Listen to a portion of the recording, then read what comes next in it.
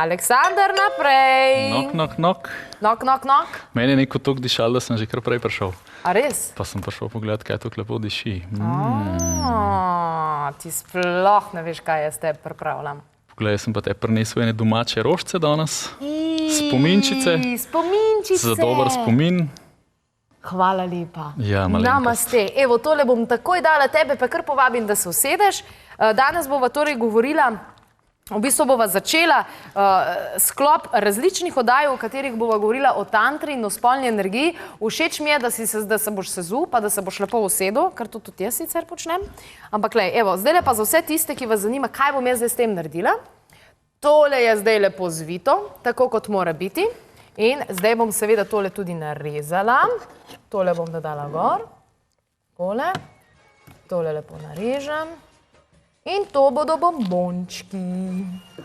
Vidiš, ti meni rožice, jaz pa te bombončke. Zdaj pa reč, če ni svet lep. A ne, stalna izmenjava. Stalna izmenjava energije in to je seveda tisto, kar je še kako pomembno. Evo, v nadaljevanju dobiš še kaj več.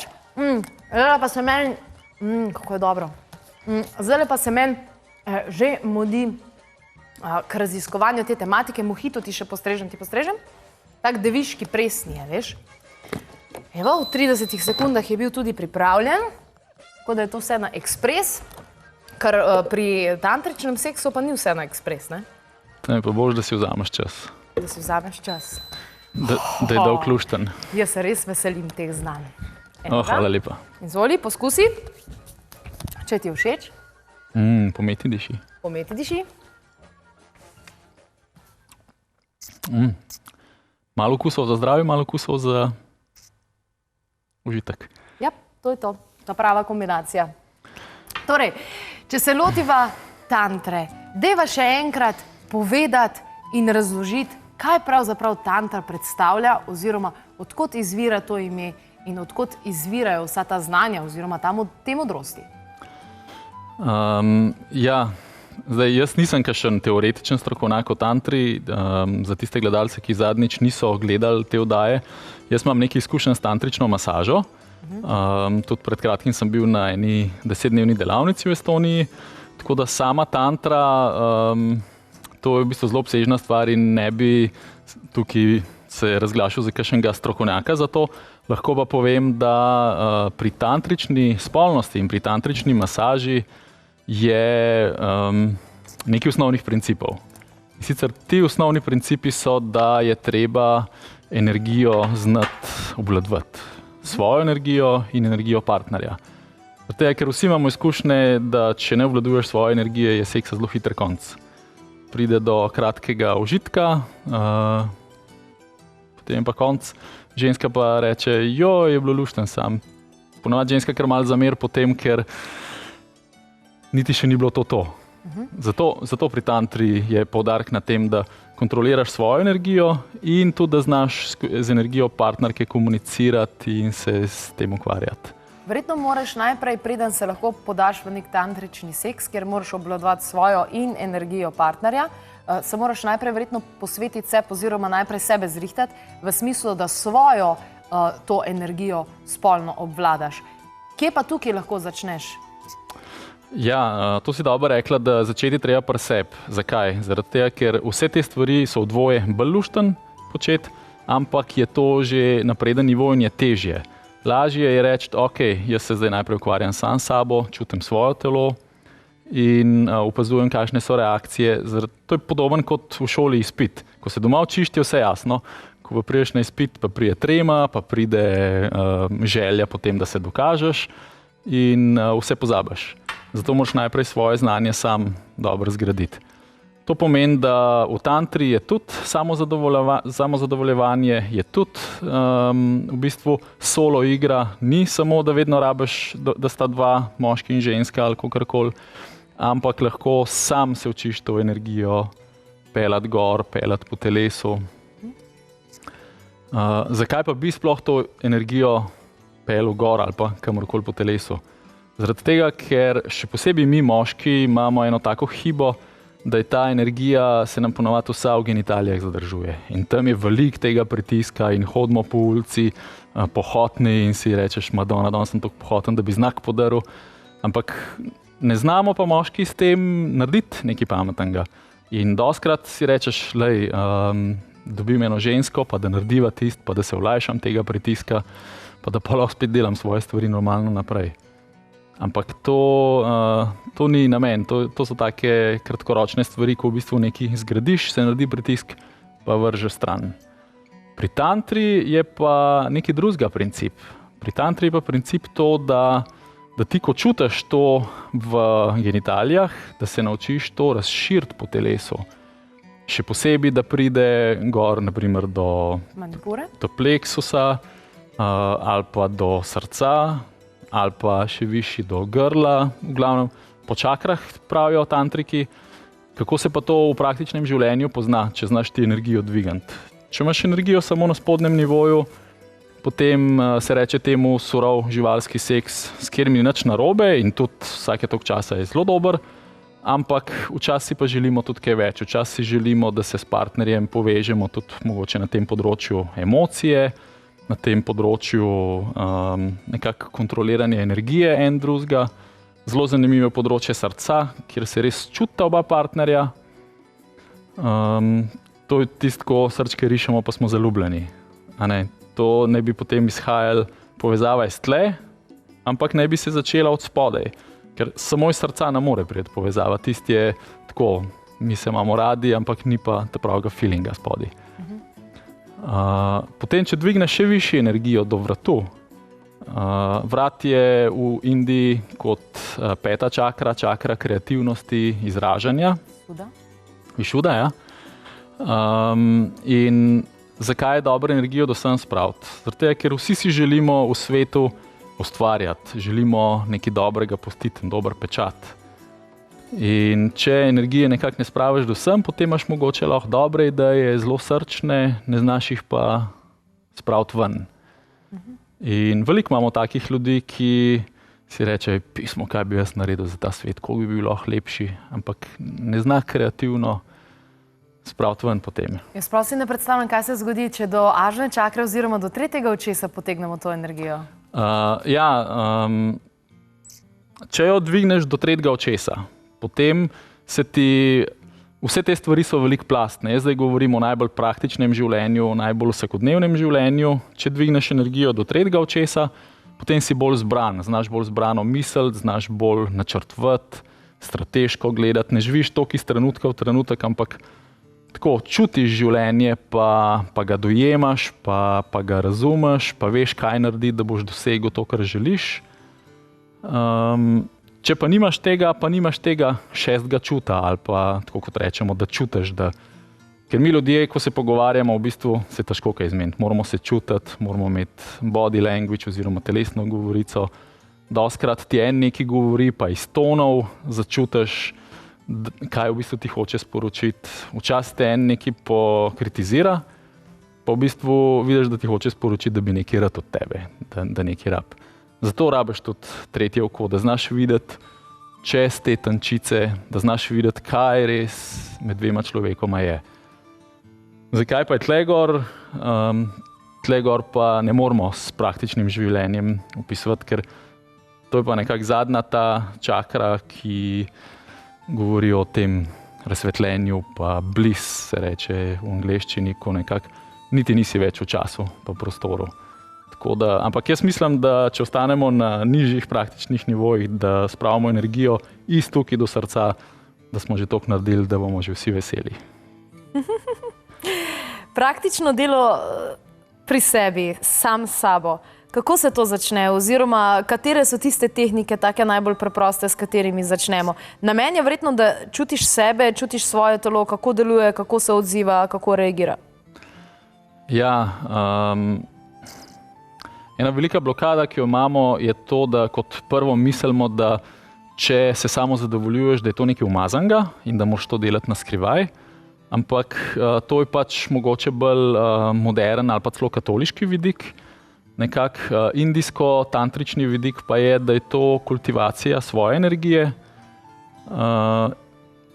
Kar pomeni, da je zdravo in fajn, da se samo zadovoljuje. Ja, ampak zakaj so vere vse to prepovedale? Tudi z enim dobrim razlogom. Naprimer, jaz vem, da včasih so rekli, veš, če se boš pa samo zadovoljeval, boš pa oslepel. pa že kot mulj sem je tako brihten, sem rekel, halo, pa to nekaj ne štima s tem, ne more biti. To nas sam strašite. Ampak potem, ko raziskuješ te energije, ko vidiš, da če si res dan za dnem masturbiraš na ta način, da zgubljaš energijo, potem telo, predvsem jetra, nimajo več dovolj svoje energije, da bi tiste fine gibe v mišicah v očeh delale.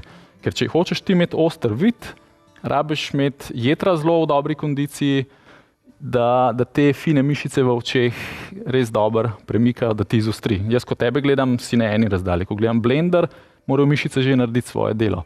In če veliko masturbiraš na napačen način, se pravi sam to, da se znebiš pritiska, pa da svojo esenco ven mečeš, potem počasi začnejo organi čutiti malo pomanjkanje energije in se lahko to tudi pozna na vidu in sluhu.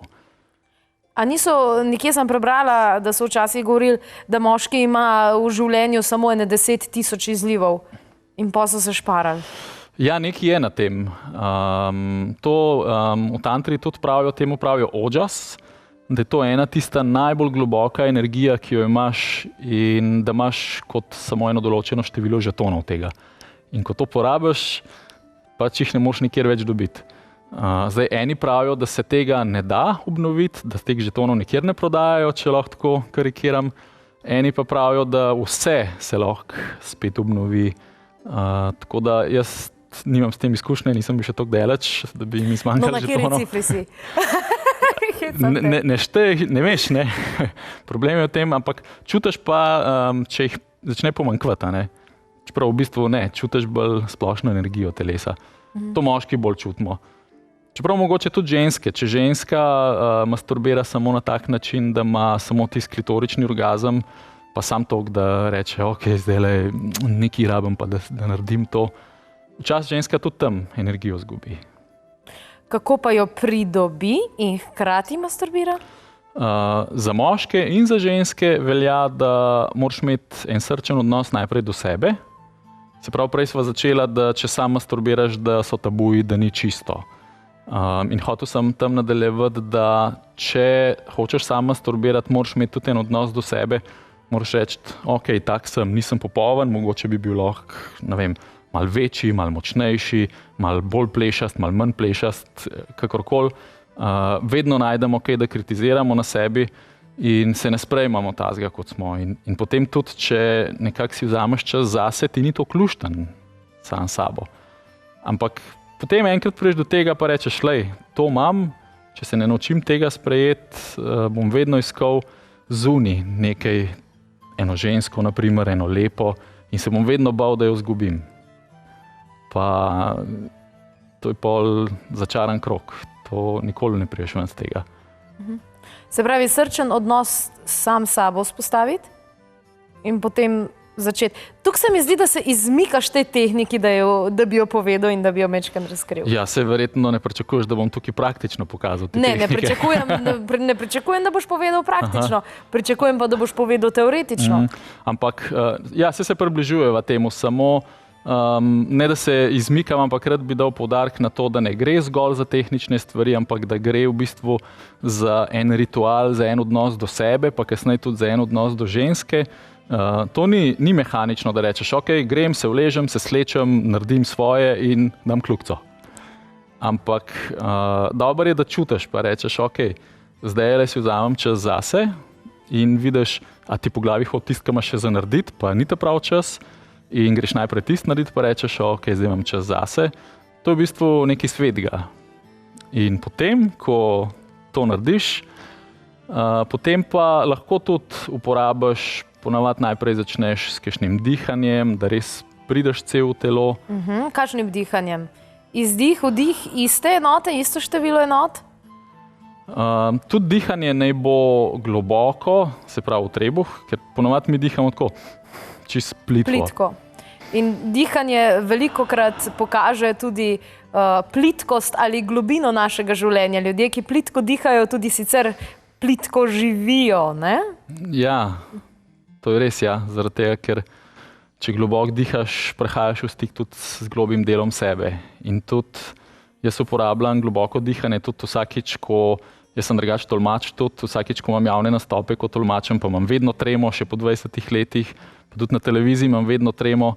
Ampak potem, ko globoko zadihaš, ko se povežeš sam s sabo, ko glava začuti, da ni sama, ampak da je s celim telesom, pol je drugače, pol je bolj mehko in pol si rečeš, ok, malo treme je še, ampak je čist lušten, karkoli se že zgodi. Dobro, zdaj smo pri globokem dihanju, ne? Se pravi, recimo približno isto število enot ali podaljšuješ izdih? Sej najbolj, da kar pokažava, da kar probava. Se pravi, zdaj lahko ležiš, lahko je to že na pol meditacija. Ok, v redu, lahko ležiš. V redu, ja. Ok, ti kažeš za bolj ležerno izvedbo, jaz pa kažem bolj za tako resno meditativno izvedbo. Okay. Ja, ne morem jaz zdaj v teh petah pa v teh oblekcih tlele delati, kakšne so kasane. Danes si v kompletu tako, da ne smeš nič dol, da vse ostane. Roke daš lahko gor, lahko jih daš dol, ampak ko delaš to, je dobro, da imaš hrbtenico ravno. Če pa hočeš res čutiti telo, pa se sproščati, pa boš, da ležiš. Ampak če pa hočeš malo več moči noter dati v to, jaz bom bolj moč, ti pa bolj sproščenost. Zdaj sem sproščena, hrbtenica je v naravni dvojni S krivini. Super. In ok. No, pol pa skozi nos vdihneš. In probaš vdihniti čim bolj globoko, najprej napolniš trebuh. In potem, ko trebuh poln, najprej napolniš pljuča.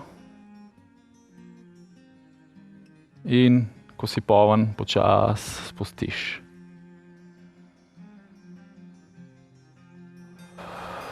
Lahko tudi skozi usta spustiš zrak.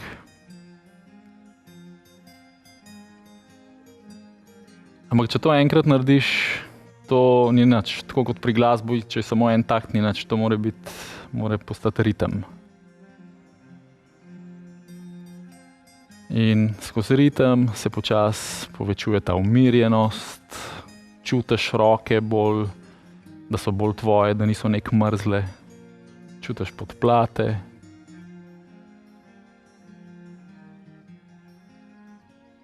Jasmina je šla čist globoko nos v sebe. Ok, what next? To je v bistvu tisti del, ko rečeš, ok, zdaj sem najprej prišel do sebe.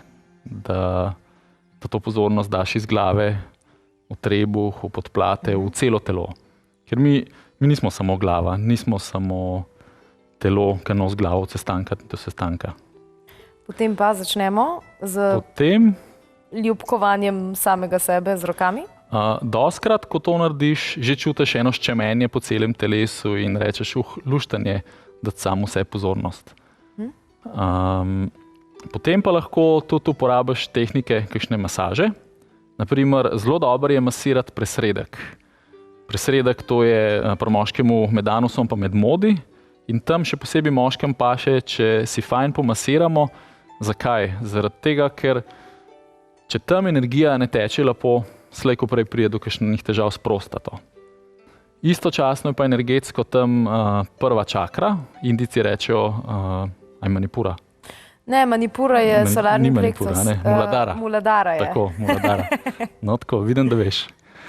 V glavnem prva čakra ima nekak center na presredku, zato nam moškim tudi toliko paše tam masirati, ker se nekako uravnotežimo na ta način. In če tukaj energija dobro teče, potem imaš občutek stabilnosti, moči, če pa ne teče dobro, imaš pa občutek, skrbite za denar, skrbite, koliko boš zaslužil, skrbite naslednji mesec, če bo vse, skrbite, a bosta z ono punco skupaj. V glavnem taki eksistenčni strahovi. Dobro, ženska pa tudi presredek ne? Ja, ženska ima tudi na istem mestu to čakro, samo pri ženskah je vseeno, saj mislim, da je malo drugačno to, kot sem se pogovarjal z drugimi, ne morem pa povedati z mojih izkušenj. Drugač pa, ja, obstajajo tukaj pol še cel kup enih tehnik, kako to energijo, ki smo jo zdaj nekako malo zbudili, kako jo, lahko se tudi samo božaš, pa gor vlečeš energijo. So pa tudi posebne tehnike, ki jih v tantrični masaži uporabljamo, da se premeša energija na spolnem področju. Čeprav to niso izvorno tehnike iz tantre, ampak so daoistične, starokitajske tehnike. To pomeni, da delaš določene gibe, masaže, ki jih nikoli normalni ljudje ne delajo. In tudi, jaz se spomnim na delavnici, ko je bila demonstracija tega, so vsi mislili, pa to ja ne more biti lušten. Ampak tisti, na katerem se to dela, ima ponovadi nasmešek, pa uživa. Ampak mislimo, da nimamo občutka za, saj ženske pri moških so zelo preveč previdne, ker enih stvari se lahko močneje dotakneš oziroma enih področji telesa in paše, enih področji pa, naprimer še posebej moda, tam moraš biti pa pazljiv. Ženske, ki so nezadovoljene, znajo biti zelo tečne pa naporne. Tudi moški. Tudi moški? Ja, taki živčni. Tudi živali. Veš, kaj sem slišala, zadnjič sem imela enega sodelavca, pa je rekel, tako sem pohoten in tako naprej. In je rekel, edini način, da si to zbijem, ker nisem tako, je, da gre na obrok hitre hrane. Ja, jaz temu rečem, energija se prebuja, ne ve, kaj bi z njo naredil, pol je pa treba nekako skladvom udariti po glavu, da se to umiri. To je en način, pa imaš mir, pa delaš pol naprej svoj posel. Drug način pa je, da to nemirno kačo ali pa tega otroka nemirenega, polnega energije, da ga usmeriš v pravo stvar in da ti da navdih, da ti da žar. To je meni bolj všeč. Kako pa ženska recimo lahko to svojo potrebo ukroti, da ne gre glih ta prvo v bar, pa za ta prvo vogal koga iskati? Ja, mislim, te stvari niso tako enostavne, kot jih midva zdaj probava prikazati. Zaradi tega, ker ženska je lahko mogoče zelo pohotna in potrebna, zaradi tega, ker ji to daje en občutek varnosti in reče, rabim enega moškega, da se mi vzame, da se počutim v varnih rokah. Lahko pa, da jo samo ta energija tiši, pa hoče, tako kot rečemo, se zdrkati, da ima potem mir. Ampak v vsakem primeru so boljše rešitve kot to, da greš s prvim samo zato, da imaš pol mir. Daj mi povej še nekaj več o tem. Občutek varnosti, se pravi, da to išče ženska potem? Ja, občutek varnosti pa občutek ljubljenosti, to sta dve glavni stvari. Ponavadi pri ženski bolj občutek varnosti. Zaradi tega išče nekoga, ki predstavlja varnost. Pol je pa spet vprašanje, kakšni moški predstavljajo varnost. Enim ženskam nabiti, eni takej full cool, pa ki vidi, da ga nič ne sprav stira in se varno počuti ob njem. Ene se pa počutijo varne ob brihtičih, ob takih, ki vse vejo, znajo vse zakomplicirati, zafilozofirati. Pa jim to da občutek varnosti, ker si mislijo, on bo imel vedno rešitev, midva se razmerno dobro počutimo. Ampak a je to varno, a je to zdravo, da si iščeš nekoga za občutek varnosti? A ni to zadeva, ki jo moraš sam pri sebi najprej pohendlati? Ja, idealno je, da te stvari najdeš sam znotraj sebe, ampak realnost v življenju je pa ta, da nekaj te toliko privlači, zatreskaš se v eno žensko ali pa v enega fanta in ponovadi nimaš miru, dokler te izkušnje ne daš čez in se pol veliko naučiš o sebi. Ker ne moreš ti reči, zdaj pa zato, ker so rekli, da moram varnost najti v sebi, jom šel pa iskati.